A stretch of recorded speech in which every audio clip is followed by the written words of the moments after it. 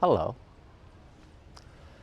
I'm still up in Harlem in these woods, the north woods of Central Park, just south of 110th Street, which is at the top of the park. And I just found a presumed squirrel skull just sitting on the ground right there. Probably nasty. My mommy wouldn't want me to pick it up. She's not here.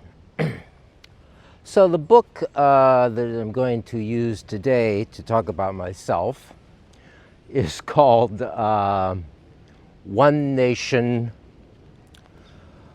Under Blackmail by Whitney Webb. I've long been interested in politics, sort of.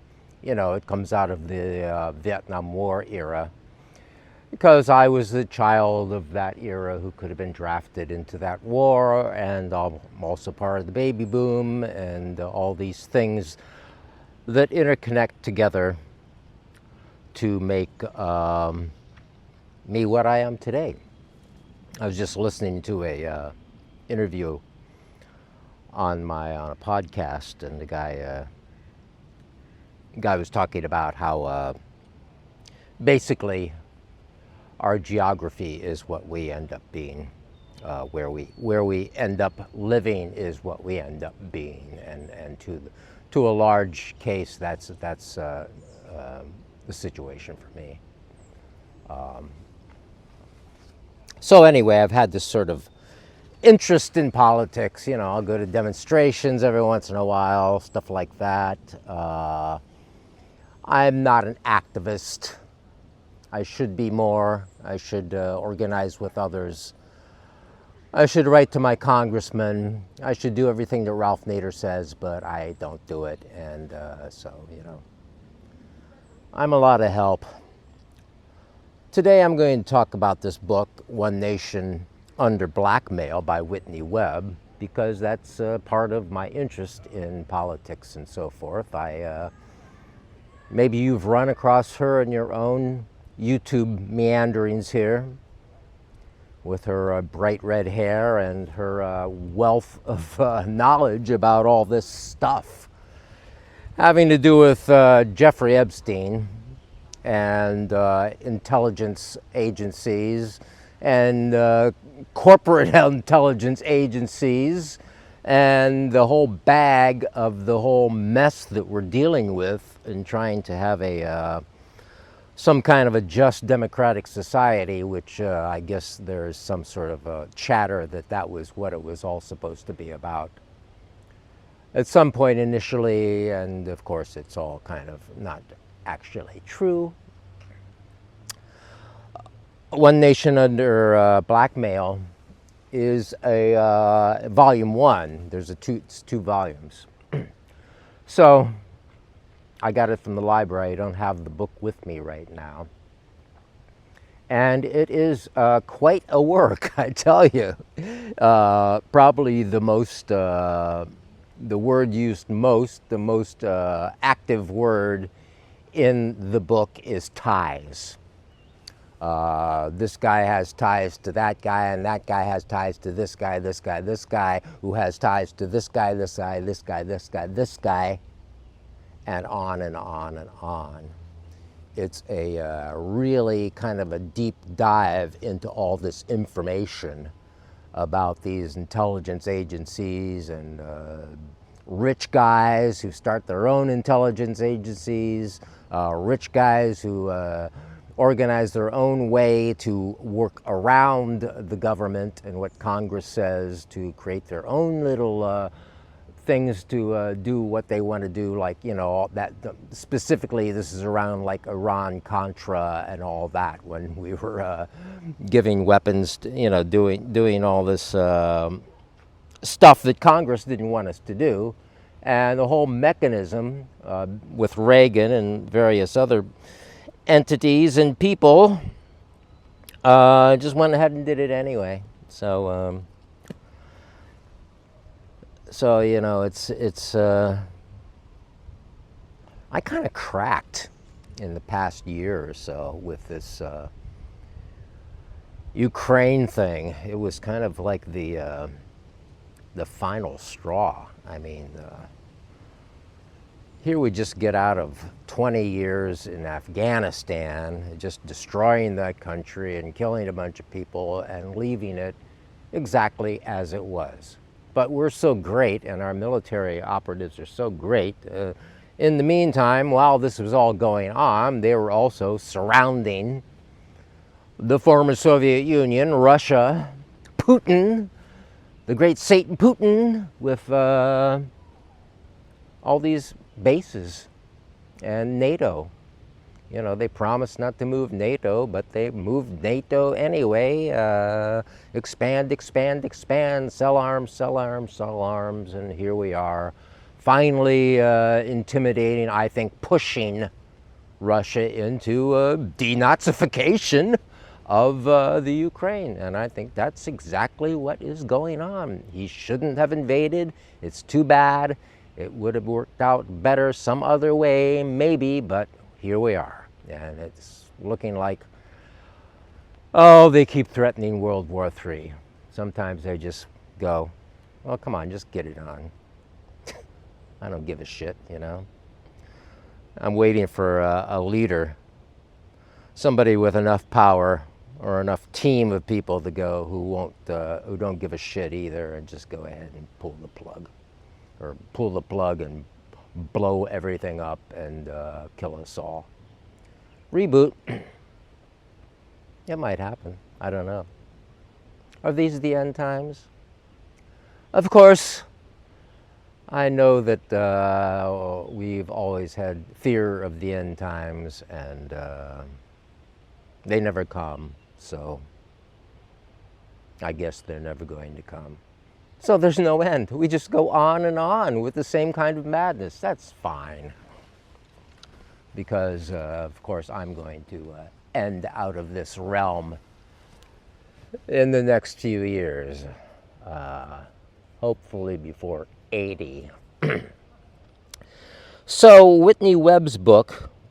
Whitney Webb is a researcher, a journalist. She started with Mint Press, you know, internet kind of lefty outfit.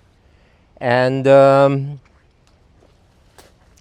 she's been looking into this Epstein and his connections with the Mossad and the CIA and all these things, and I guess it's all going to, you know, come together in the second volume, the first volume being basically a setup of all these things that have gone on in the 20th century, essentially, from the whole organized crime, mafia, and all that stuff that built up in the 20th century, largely because J. Edgar Hoover just let it happen, because according to this book, the mobsters had it on Hoover, the United States of blackmail.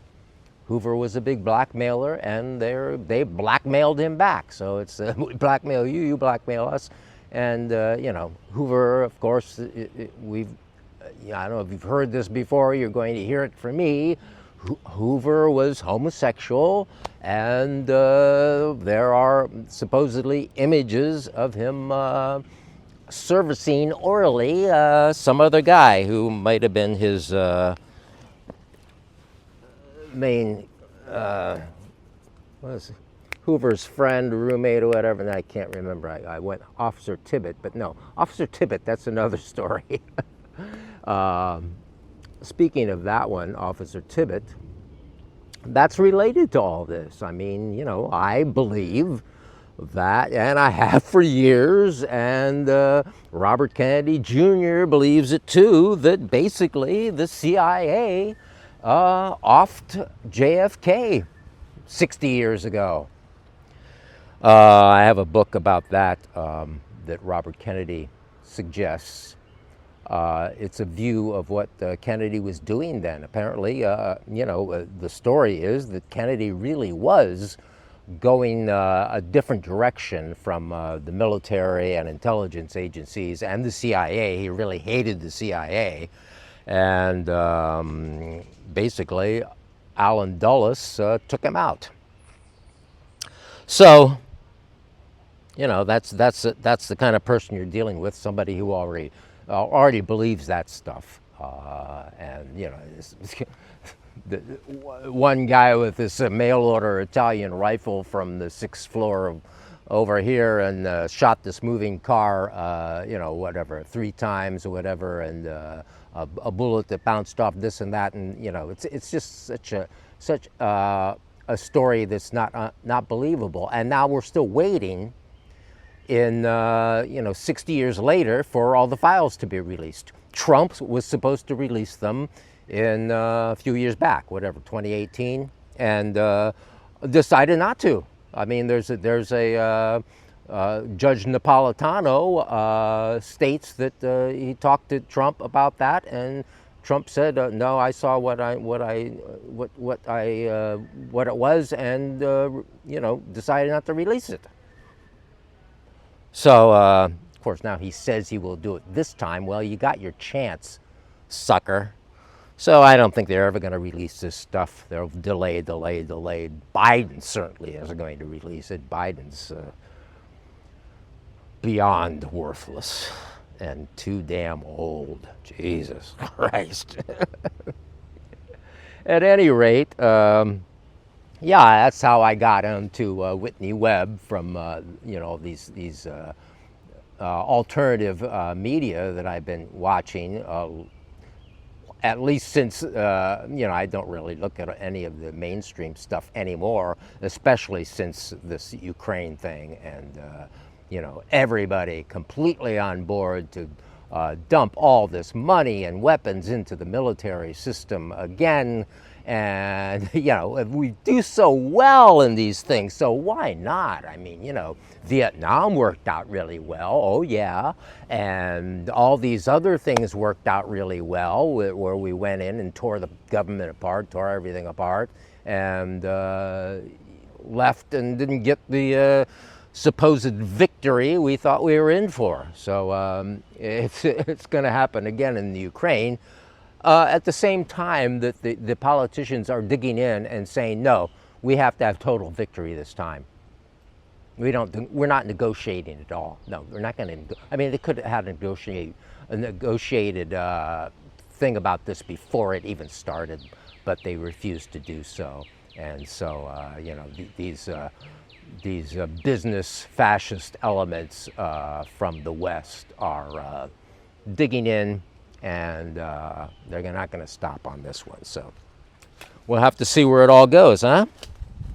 So I probably will maybe buy volume 2 of One Nation under Blackmail, and because I might want more of the information in that to keep around and reference to, and actually support Whitney Webb. I like what she's doing.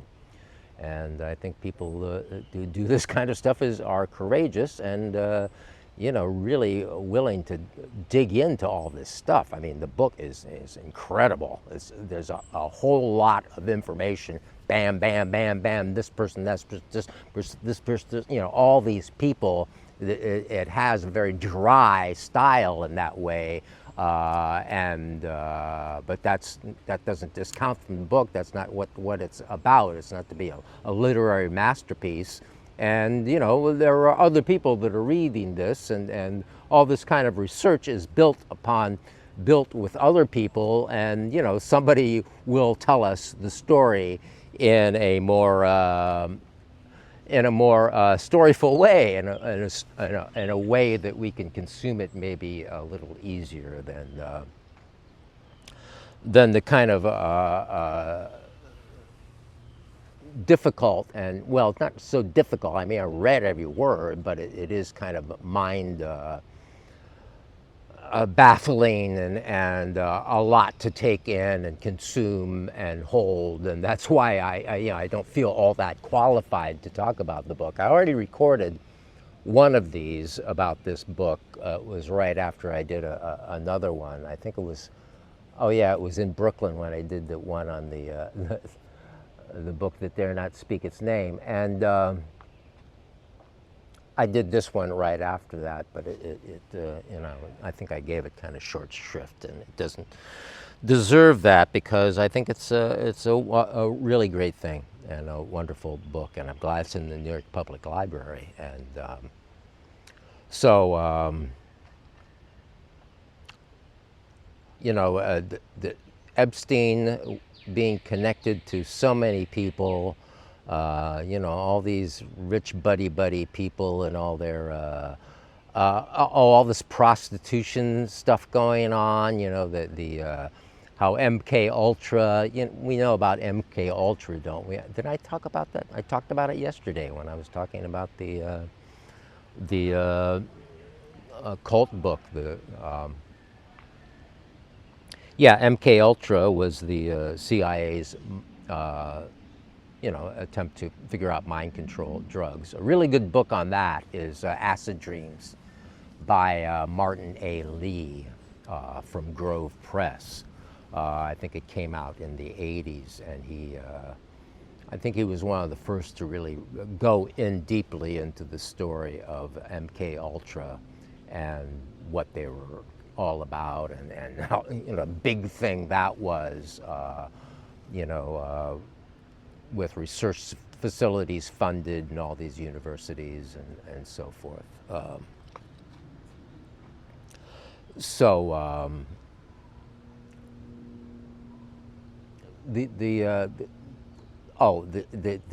What I was leading to with that was how they built safe houses, safe apartments, whatever places they would bring people. Well, not so safe entrapment places that were wired and had video cameras, and they recorded what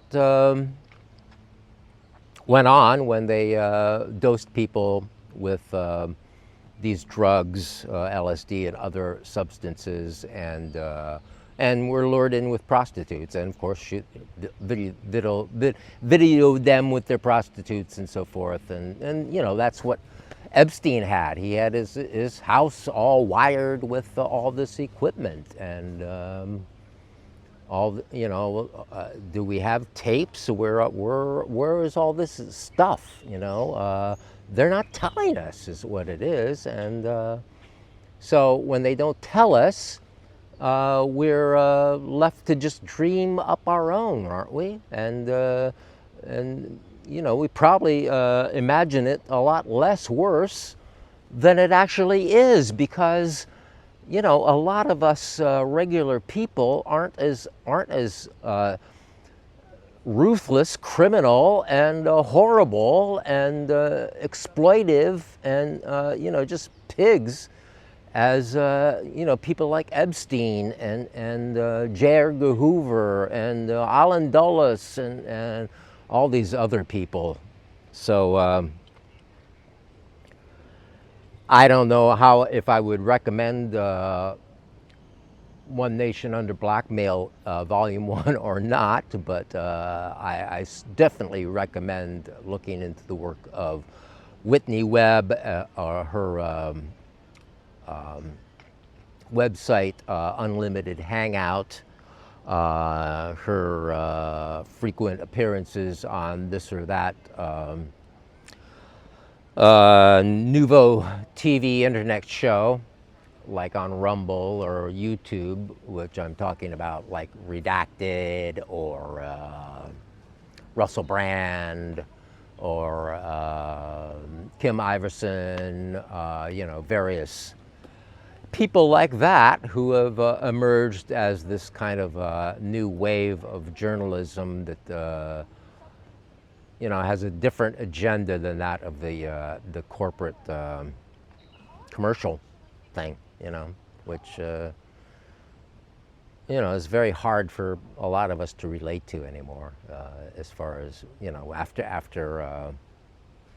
after they come up with various schemes and lies about stuff like this, all this business about you know, Russiagate, as if the United States needed Putin to reject Hillary Clinton in 2016. I mean, come on. as if Clintons were the great liberals that ended welfare, started moving NATO more and more east.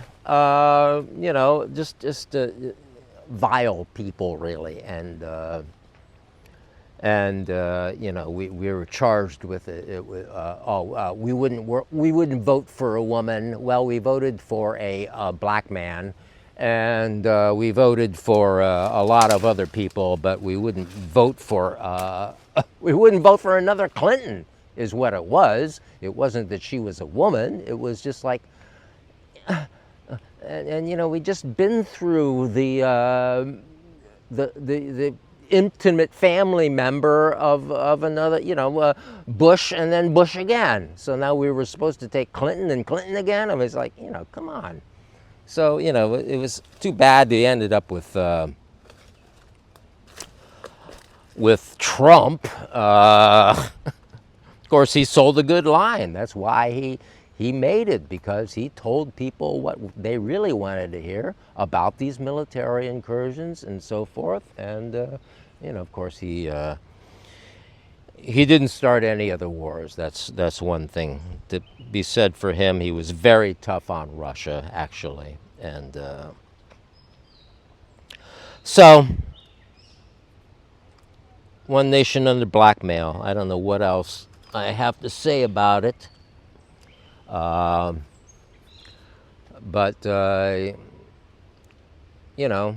someday I'll be like this. It'd be great if I could just die and be left here in the park somewhere to rot like this lovely squirrel. Because I kind of relate to squirrels. Squirrels are great animals. I love squirrels. Live in the trees and jump from tree to tree, and you get to live in the city. You get to live all over everywhere. I mean, squirrels got it going on. They're just great. So anyway, I honor this wonderful, beautiful squirrel here. Remnants of this squirrel spirit beside me, and bless all you beautiful squirrels and birdies and the wonder of nature that we live in, and that we're trying to dominate. Once again, this book is about these narcissistic, dominant males. This dominant force of a lot of it is really just business. It's just we need to expand our business globally. That's really a lot of what this stuff was going on with China. China's getting too big. No, we are the ones who control the world, not China. And we're the ones that's supposed to decide everything that goes on, not anyone else. Well, guess what? They're starting to talk to each other and change things, getting off the dollar and all this other stuff. So things are changing, and ancient dinosaurs like Joe Biden aren't the ones that are going to take us into any sort of redemption and hope of going along properly with this change and making it anything other than brutal, ugly, and violent. And but the sun will come out tomorrow. Bet your bottom dollar.